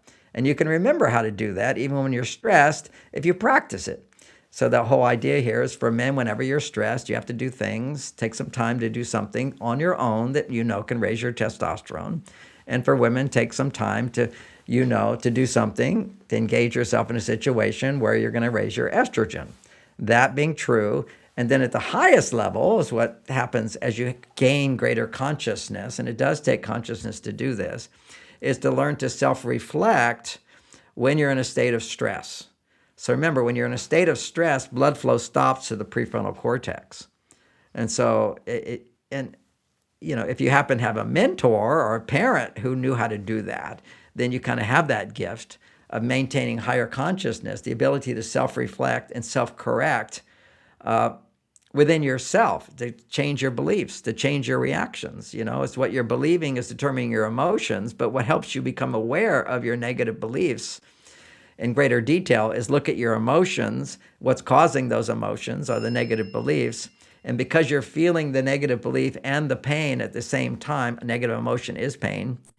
When you feel the negative emotion and the belief that's causing that, your brain will immediately change the belief, because you're accessing what you're truly feeling, which brings you back to your soul. You're feeling a negative emotion. You become aware of why you're feeling that emotion, what want you have that's being frustrated, what belief you have that's contributing to that emotion.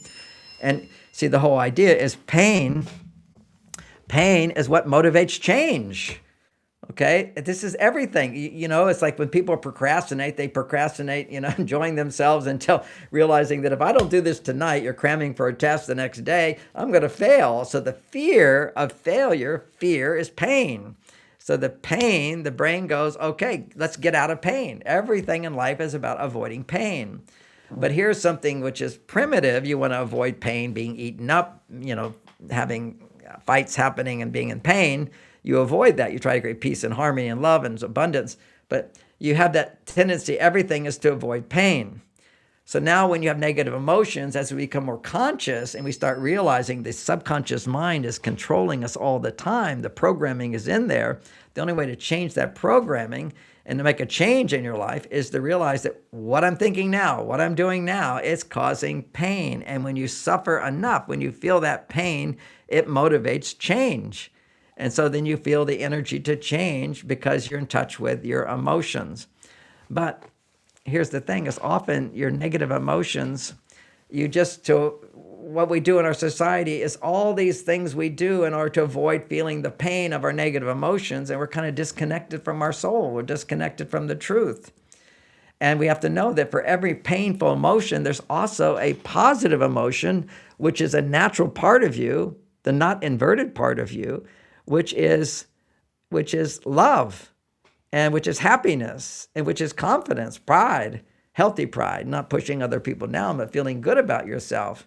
This is confidence, trust, all these good things happen, and then pure love. And what is pure love again? It's delighting in the presence before you without agenda to changing it. I love just what it is. It's like a low level of love. As I'm eating ice cream, I go, there's nothing I don't love about this. This is just same as it is.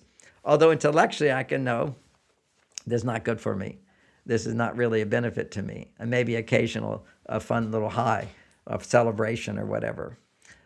But to accept our partners and to understand our partners, everything is combined in that little sentence. To delight in the presence of love, delight in the presence of life, to realize, and you can't always do this right away, but to realize every big setback you have was to teach you a lesson so you can go a little further more in your growth. And I always share this in relationships and love relationships, to know that love brings up everything unlike itself. As soon as you start to experience more love for your partner, more safety, more openness, then you're back to who you were as a child. And some of those unresolved feelings from childhood will come up into your consciousness. And you'll feel, either fear or dissatisfaction or unhappiness, or you'll be very easily hurt by things because basically childlike feelings are coming up. And then you'll get all defensive with your partner, you shut down with your partner, you take things too personally, whatever, like a child would, because they don't have a prefrontal cortex to be able to realize that when people mistreat you, for example, or don't fulfill your expectations, that's about their problem. It's not you. And so you don't feel hurt by that. You just realize, it's like I've used this many, many times for women when they're just expecting more from their husbands. I go, you have to expect what he can give and appreciate that. And if you actually could do that, you'd actually bring out more of him.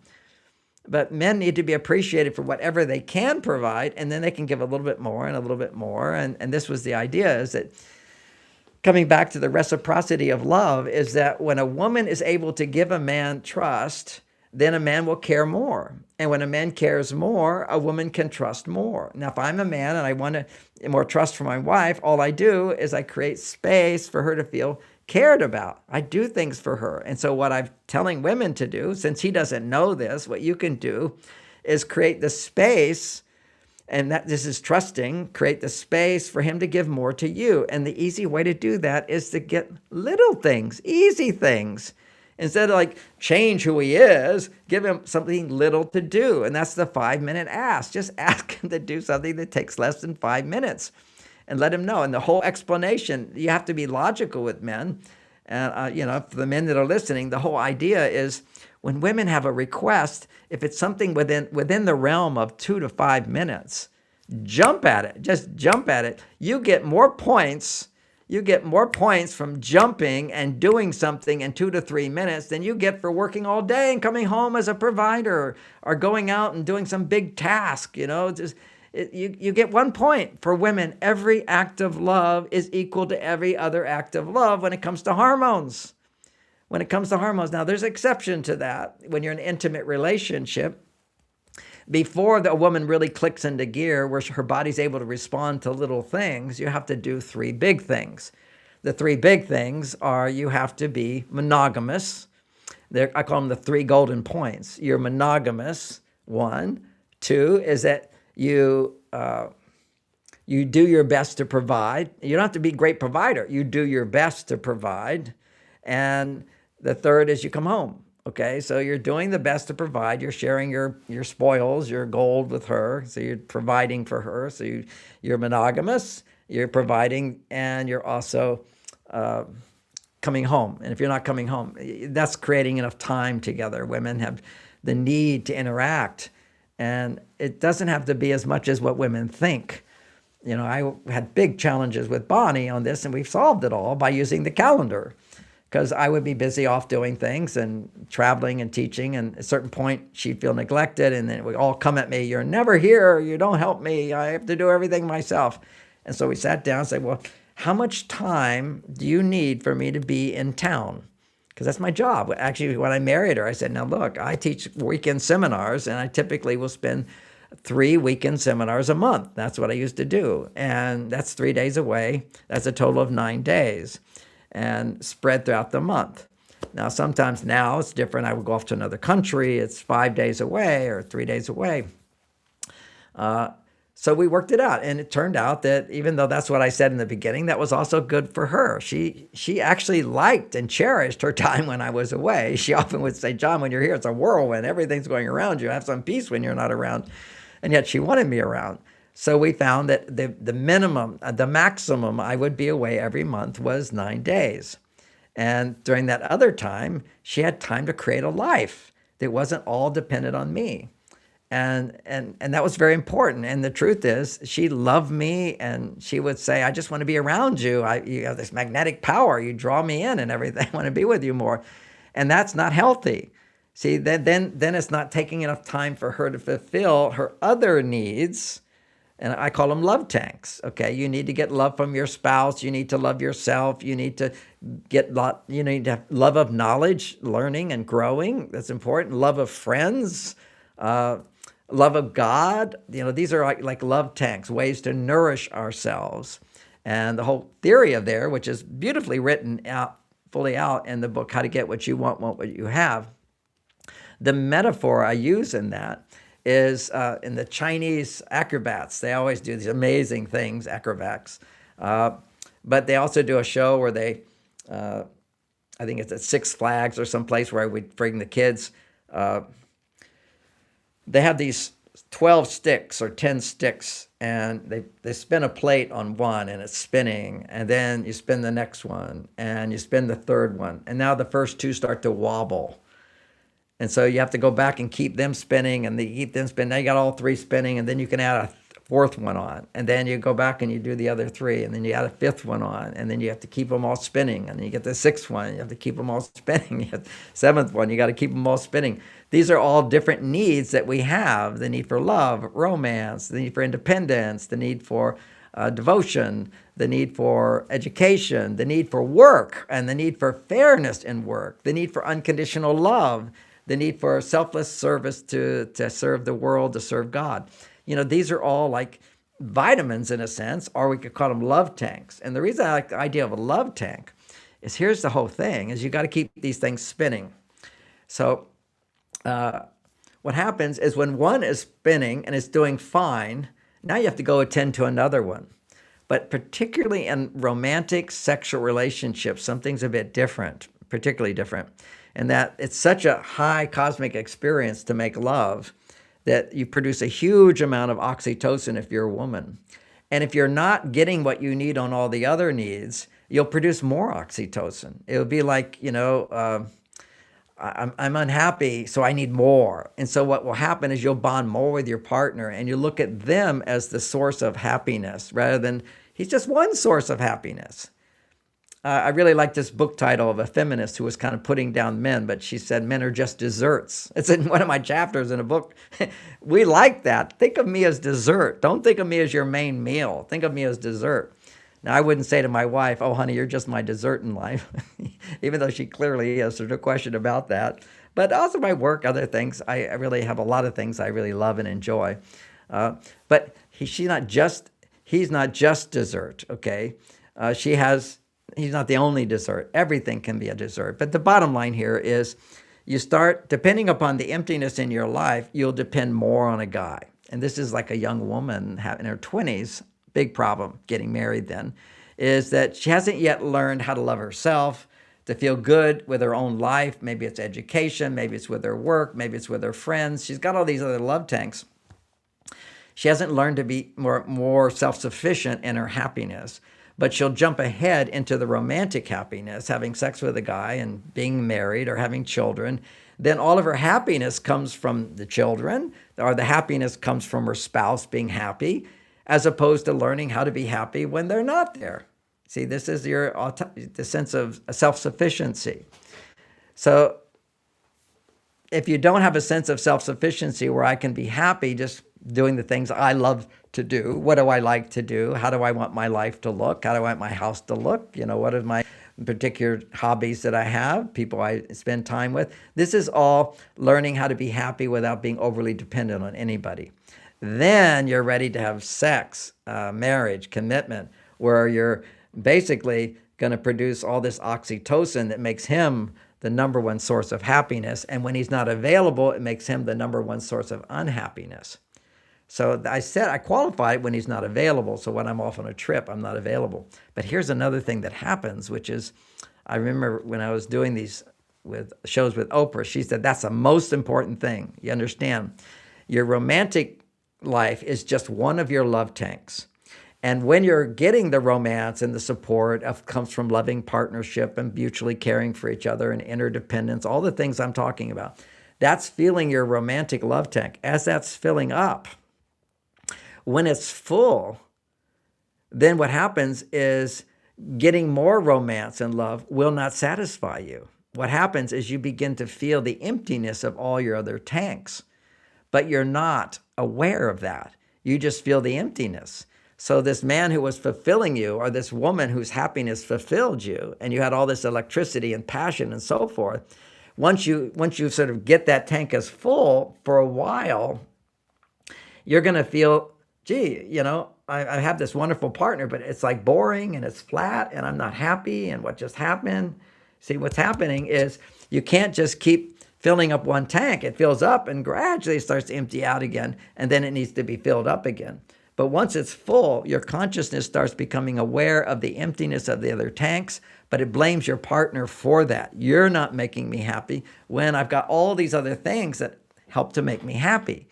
So that's really, really key. So I saw this so clearly is that whenever I was like, well, here's a few examples of it. One is in my marriage with Bonnie, after about 4 years, I started, habituation sets in relationships. Habituation basically means that when the brain expects something to happen over and over, there's no danger, there's no newness to it, it's not novel, it stops making automatic dopamine.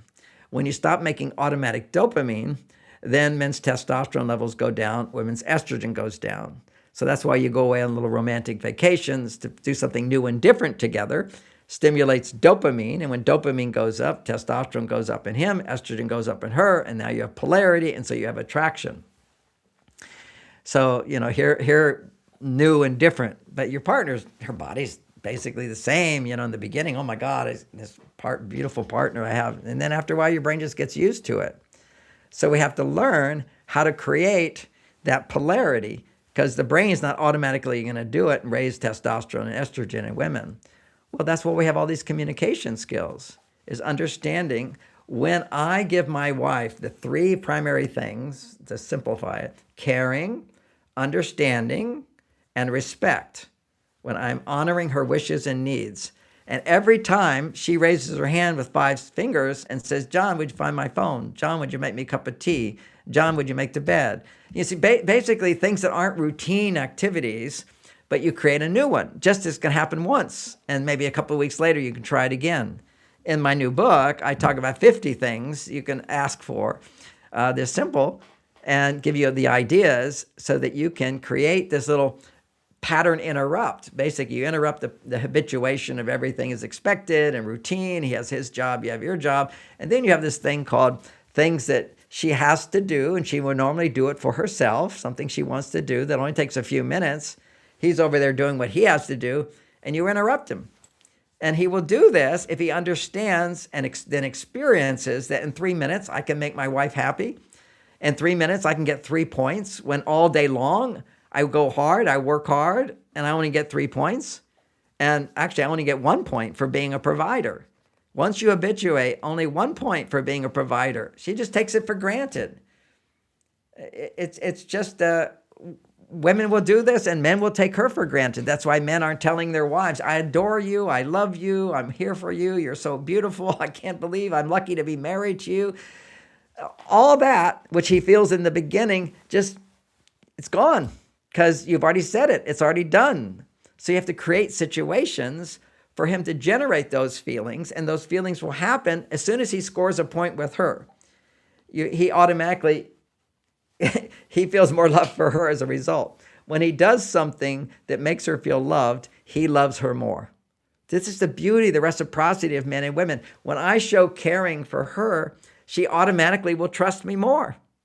When I am understanding of her and not judgmental of her, when she's not in a positive state, for example, or when she's confused or when she's upset at me, or whenever something's going on where she's unhappy, if I don't judge her for that, but I seek to understand that, without getting defensive, automatically she will accept me. See, women just need to feel heard and understood with some caring, and they can be so accepting of life. They have this ability to see all of a man's flaws and still love him. Now, for men, we also have the ability to balance it out, which is particularly when a woman does things that open his heart, then you don't have to be perfect at all. And your body can age, and you don't have to be as beautiful as you are. It doesn't matter to him. What he sees is, this is the source of love in my life that is precious, that I cherish, and it's because you see all of him, and in spite of seeing all of him, you still appreciate him, you still accept him, you still can depend on him. And how do you generate these things, these feelings, is by doing little stuff. It doesn't have to be big stuff. It doesn't have to be a big overhaul. It's just simply, and it has to be a little bit of progress, always a little bit more, always a little bit more, or a little bit different. And this is life. You can't just be stagnant. It's got to be a little bit more, a little bit more, a little bit more safety, a little bit more understanding, a little bit more insight. And it can be a little different. Now I'm looking at it differently, and now I'm approaching something differently. Change. You've got to create change. If you don't create change, you get stagnancy. But for women, you tend to say, I want to change him. No, you can't change him, but you can ask him to do things for you, which would look like now there's a change in the relationship, but it's because you initiated that change, and you are the initiators of change. You're the one that sees the problems. He's the one that sees the solutions. If we look at that from the point of the male side and the female side. But if you get a man, if he's not on the male side, he'll just naturally drift towards the female side. And if a woman is not being actively supported to go to her female side, she will naturally drift to the opposite side. This is inversion. This is like in physics. There's this thing called 3 laws of thermodynamics. Okay, and I don't know what that even means, but I do know the outcome of it is they say that if you don't put energy into a system, it will just go down. You have to add energy in for it to be sustained.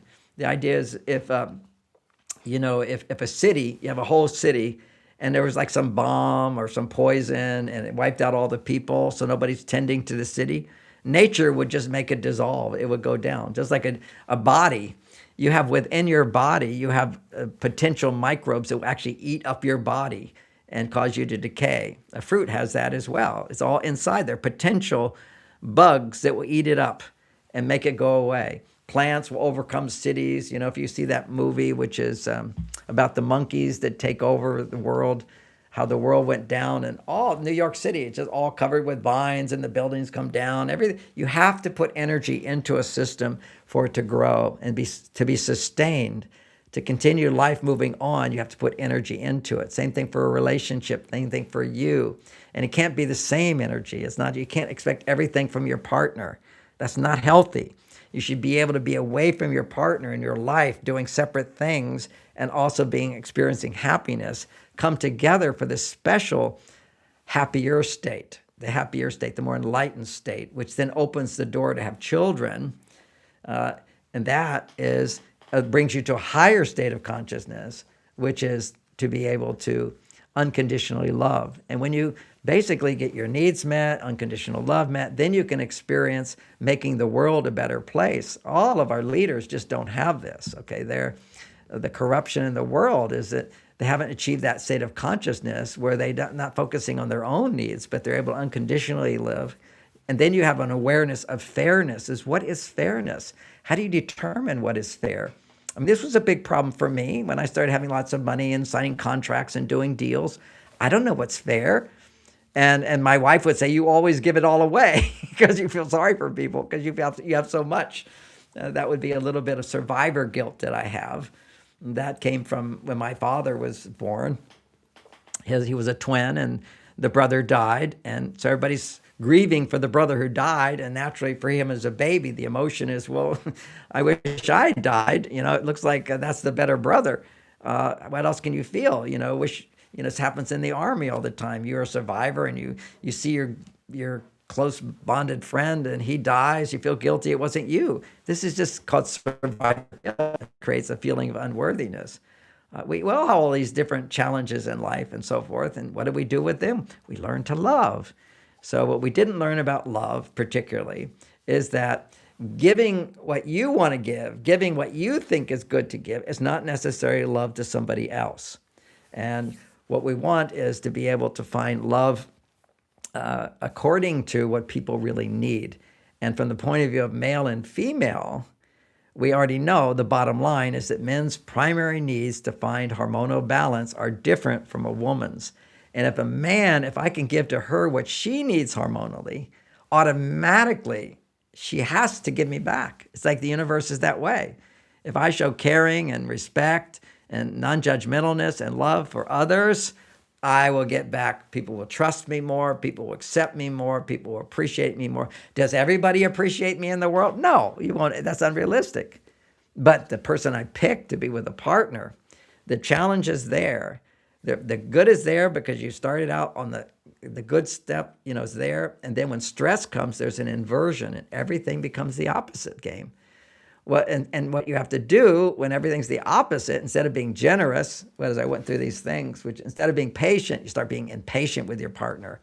Instead of persisting, you give up. Instead of being tolerant, you judge them and you correct them. You feel your unhappiness is caused by them. You don't have flexibility. You have to have the dance of flexibility. I'm looking at this list. I'm just thinking like what happened just recently when my wife got 2 little dogs, have up to 2 other dogs to babysit for, and then my dog, and then the house and people coming over. So I've been patient. I have to be patient. This is not going to be forever. That was one part of with the other 2 dogs. And I had to still take care of the dogs, be persistent with this. I had to tolerate it, not get all upset about it, be flexible. That was all key. And then faith is trust that this is going to be a good thing. I already know it's going to be a good thing because it's my wife wants it, needs it. And I realize women need to feel they have little children around them that need them. And just like I need my wife to need me. See, for women need someone who depends on them, who's vulnerable, who can't do it for themselves. Men need a wife who appreciates him providing for her so that she doesn't have to do it for herself. Okay, she doesn't have to be a child, but she doesn't have to. But this is where women have the emotions of like a little child. See, when men, as emotional beings, once we go through puberty, we're not the same. We have that part of us, but it's latent. It can be awakened. But for women, it's still there, okay, which is our emotional side. When a man goes through puberty, testosterone goes up 20 times. That means he's going to have a different reaction to stress. Whereas for women, they're still going to have all these emotions that come up. The research has shown that under moderate stress, women's blood flow goes to the emotional part of the brain and leaves the logical part of the brain temporarily.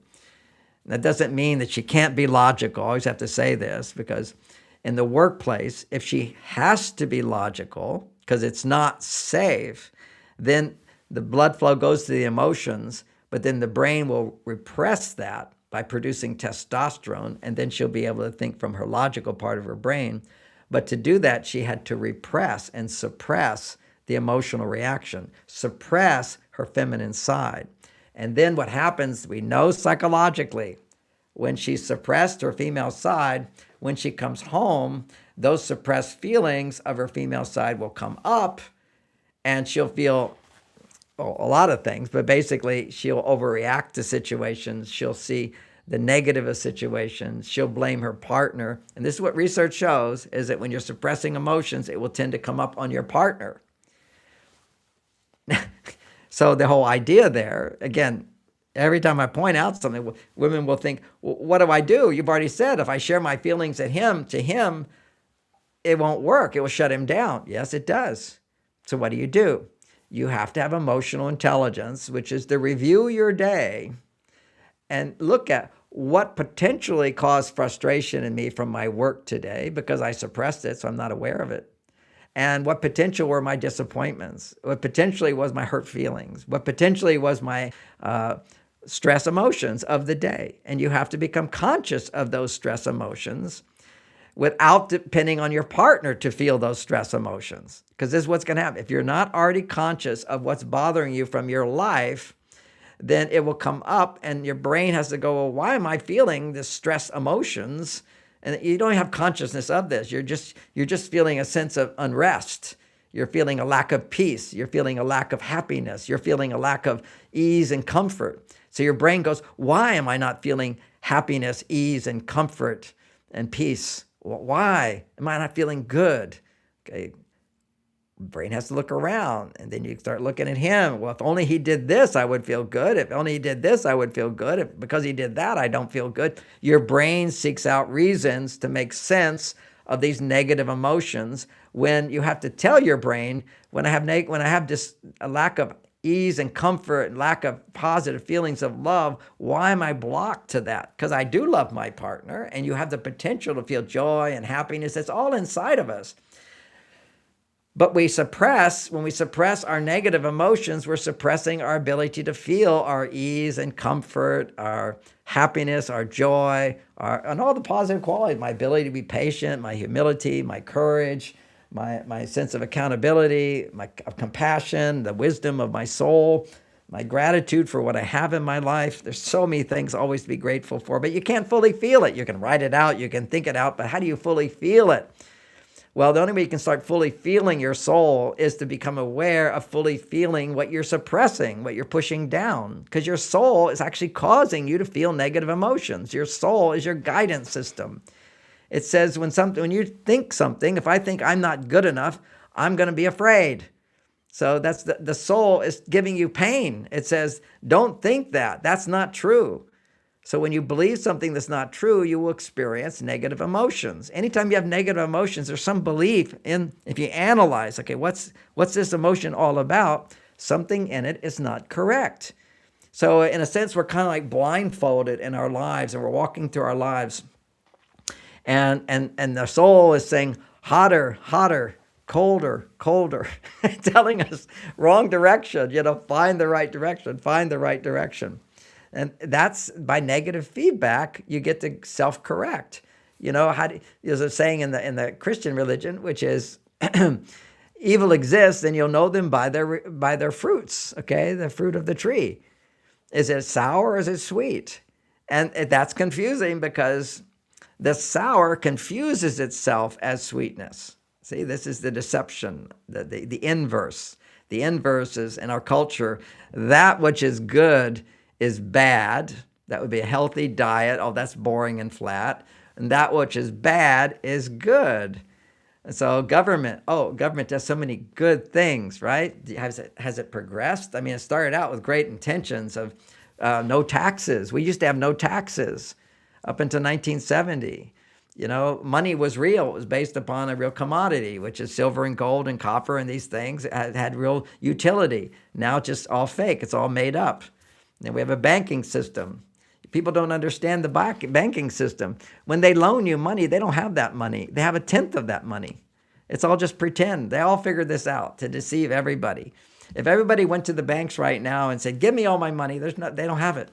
They don't have it. They would have to just print it up out of nothing. And they couldn't do that, because that would cause massive inflation. But that's what they've been doing. So, there's so much deception in this world. And you can easily then go, oh my God, what do I do about that? What you do about that is you have your daily life, you have your job, you have your personal relationships, and you deal with your inner trauma. Don't worry about the outer trauma. You change your inner world, and the outer world that you live in, the bubble that you live in, will be there to serve you. And when the outer bubble comes into you, you know how to deal with your feelings towards that. And then your consciousness rises up. So then, for me, at 74 years old, doing this for 55 years, doing this consciousness work, if I have an intention, it affects the whole universe, okay? Or at least as far as I've expanded my awareness. If you're like this, your intention has very little effect. You have to expand out. And of course, the foundation of that is you have to be able to expand out to your partner. That's a big deal. Here's somebody over here. When you need to learn a lesson, they're going to be the first one to teach you that. That's why relationships are so, so valuable, is that they will trigger you. But when you're triggered, stuff will come up inside of you. But by processing, you can come back to feeling more love and more commitment and more sharing and more forgiveness and more understanding to somebody who deserves it, and somebody who's going to get benefit from it, as opposed to the abstract world. I don't need to forgive the government. It's a different world I have no control over.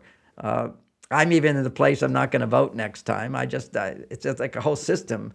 There's a thing of in the Christian religion I remember, which is what Jesus said, which is wisdom. It's they say, well, should you pay taxes? Should you not pay taxes? You're paying money to the evil, corrupt Romans at that point. And Jesus says, I'm not really good at quoting, or not a master of that, but is render unto Caesar that which is Caesar's. Okay. If you're going to live in this world, you have to respect that world, but that's not the world you fully live in. But you can pay your taxes or whatever, or find a country like America where it used to be you didn't have to pay taxes because you had people who had light and love and wisdom and a connection to soul who set it up. Now, every year they just chip away at it. I've just started to become conscious of how many taxes I pay. Just across the bridge, it's almost $10 to go to San Francisco. You a toll there, a tax there, and then people rationalize this, well, how is the government supposed to get money? The government has a whole country, okay, of imports, exports. It also has owns lands. It manages things that make money. And also, I have no problem with government taxing a business. A business is using those roads to make money. But when if I'm a plumber and I come to your house, you should pay me. The government shouldn't get anything about that. That's two people interacting between them. Businesses selling, I'm okay with some taxes there. But this is like property taxes. This is crazy. You know, I can see people my age in their 70s when they start to retire. It's too expensive, not their houses. They've already paid off their houses, but the inflation that goes with the house. And then you say, well, you've got all that inflation with your house. You can go sell your house. Yeah, so I sell my house, but I got to go buy a house.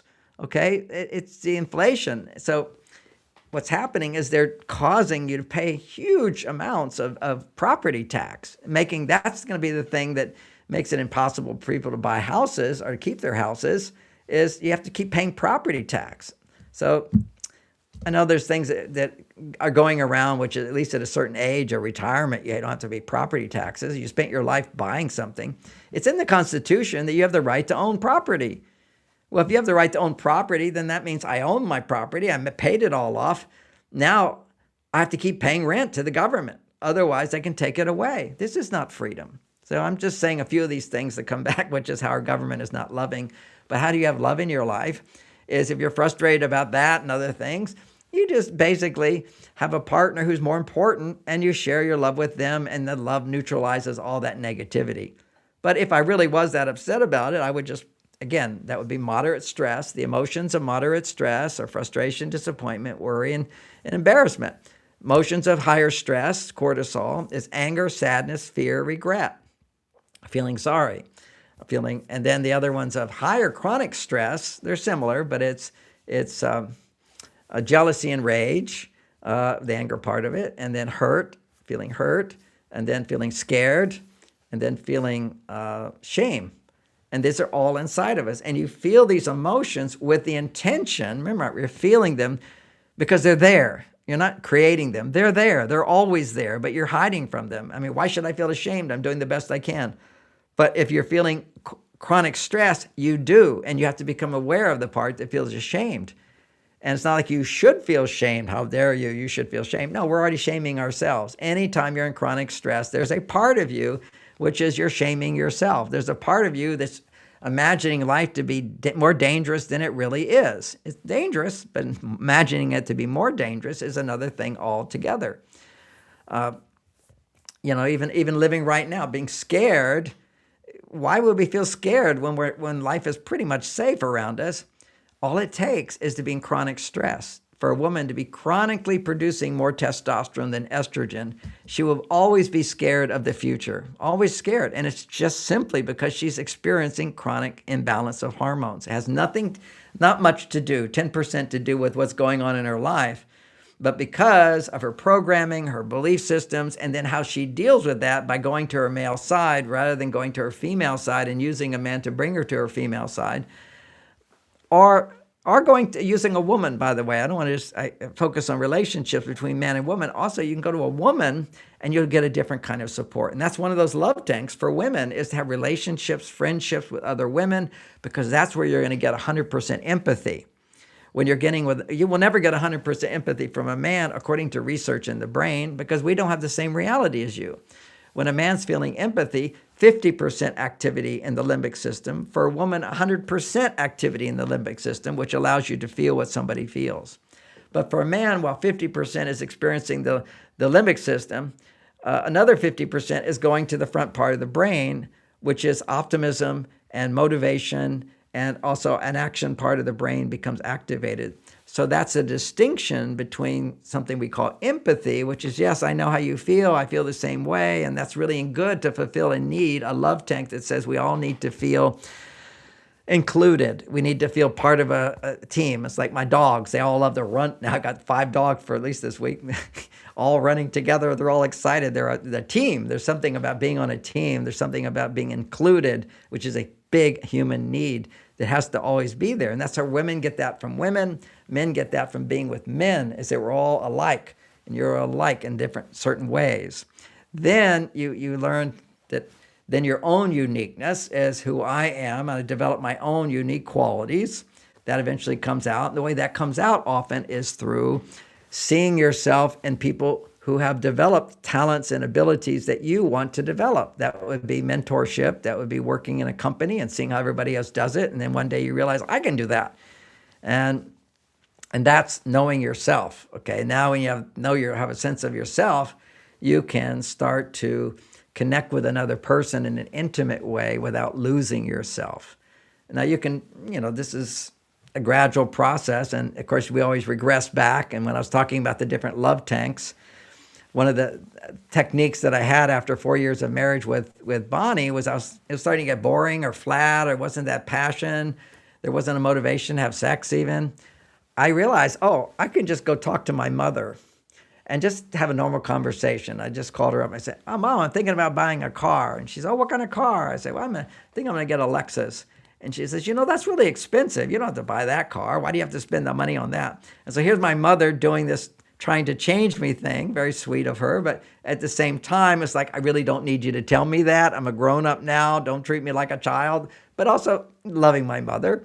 But it did trigger a little feelings inside of me of, don't you see, I can do it myself. I can make my own decisions. I don't have to do what you say. So that was a little trigger inside.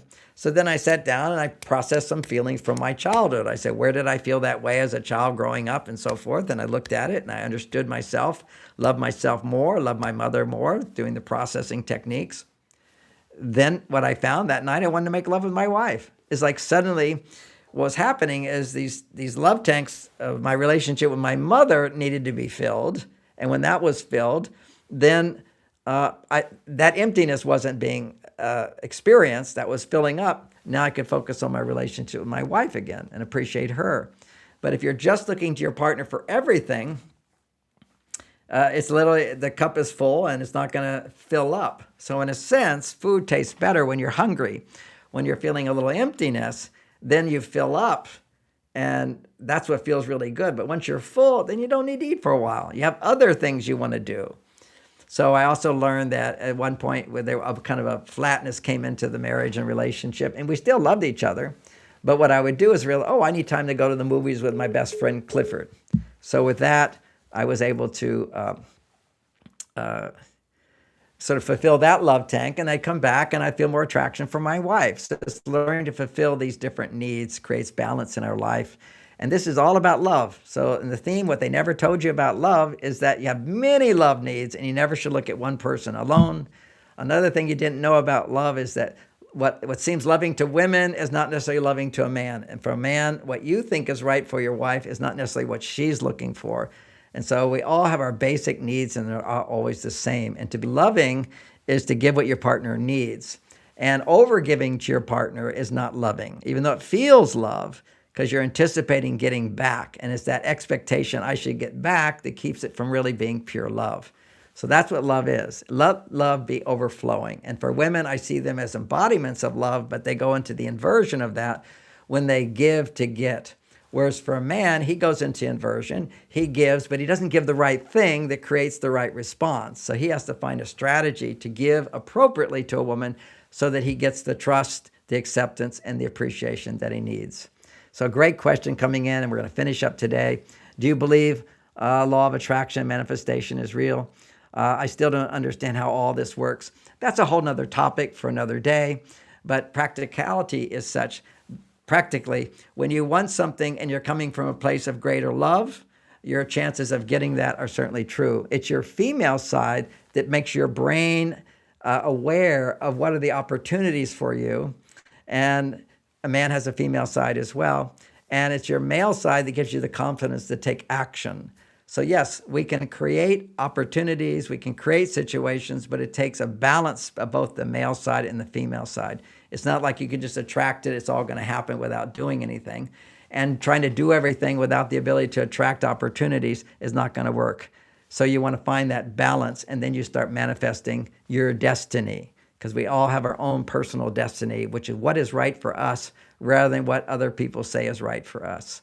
Thank you all for joining me on this day of learning about what is love and what about love that nobody tells you about. And I'll say my last thing, which is to delight in the presence of life, to delight in the presence of your partner with no agenda to change them, but to give fully from your heart. Thank you so much for joining me. I look forward to talking to you next week. Thank you for watching the Shades of Grey podcast with Dr. John Gray, best-selling author of Men Are From Mars, Women Are From Venus. If you enjoyed today's episode, please like, share, and subscribe. And follow Dr. Gray on all social media platforms for more timeless relationship wisdom. For free tools to create deeper love and better communication, visit marsvenus.com and take Dr. Gray's free course, How to Get Everything You Want in Relationships. And don't miss next week's episode of the Shades of Grey podcast, where understanding brings us closer together.